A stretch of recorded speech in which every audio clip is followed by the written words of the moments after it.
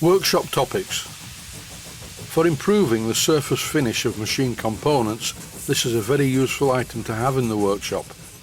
It's not a high-tech item, and these things have been around for a long time. I used to have one, and it was in a broken box, and eventually I think I threw it away, and I don't know why I did that, and that was stupid. What prompted me to buy a new one? Well, last week I was in the workshop of my friend Andrew, and he was showing me the finish that he got on the components.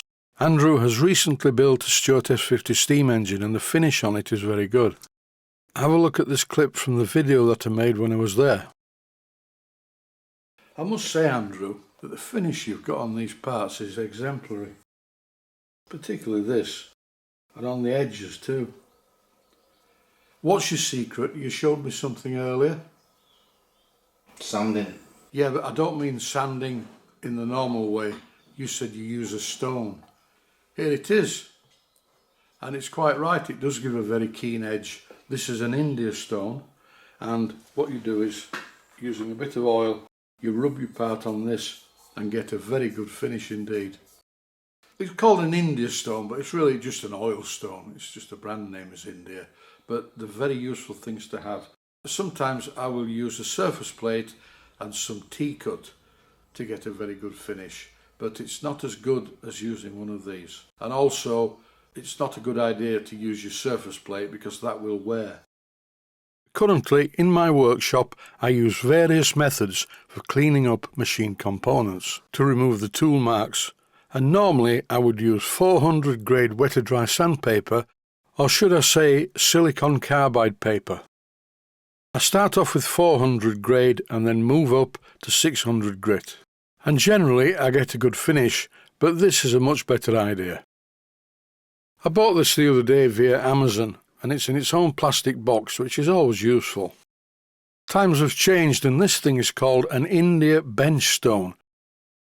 Once I figured out which way to move the catches on the front of the box, and this, by the way, is the direction that you need to pull in. Inside the box, wrapped in some protective paper, is the important bit. And the good thing about this particular brand is that it's 8 inches long, 3 inches wide and ½ inch thick. What I am puzzled about though is on the box it says made in the USA, and on the stone it says made in Mexico, and I'm really puzzled as to which state Mexico is in the USA. Another puzzling thing is on the box it says with mini sharpening station. I didn't get one of those. I don't even know what it is, and I didn't want one anyway.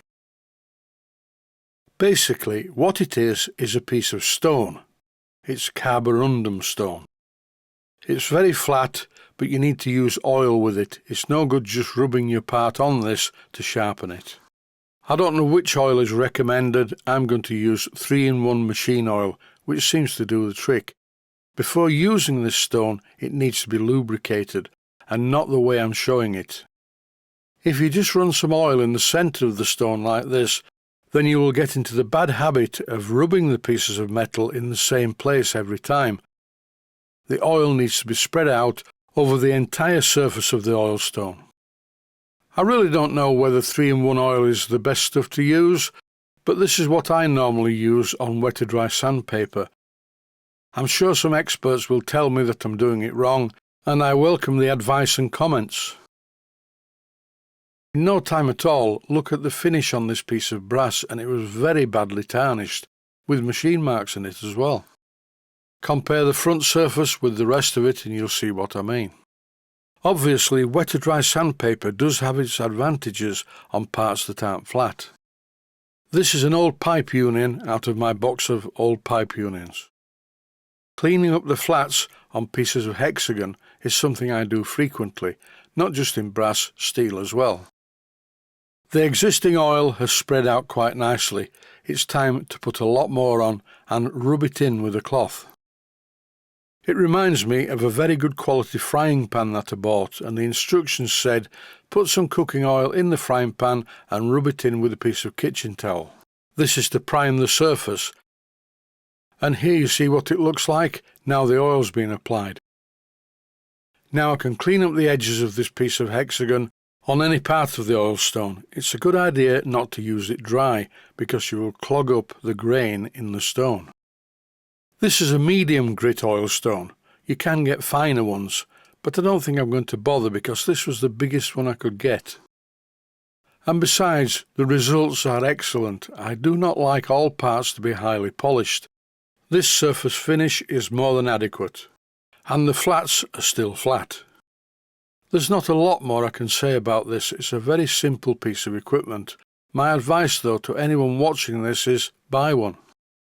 You can even sharpen kitchen knives with it, as well as Roman gladius swords and Viking battle axes. I have a few of those. Being sensible though, I'm only really going to use this for cleaning up parts like this: steam chests, steam chest covers, mating faces, etc., etc. And that's it for this episode of Workshop Topics. Stay safe, stay healthy. Thanks for watching, and I hope you found it useful.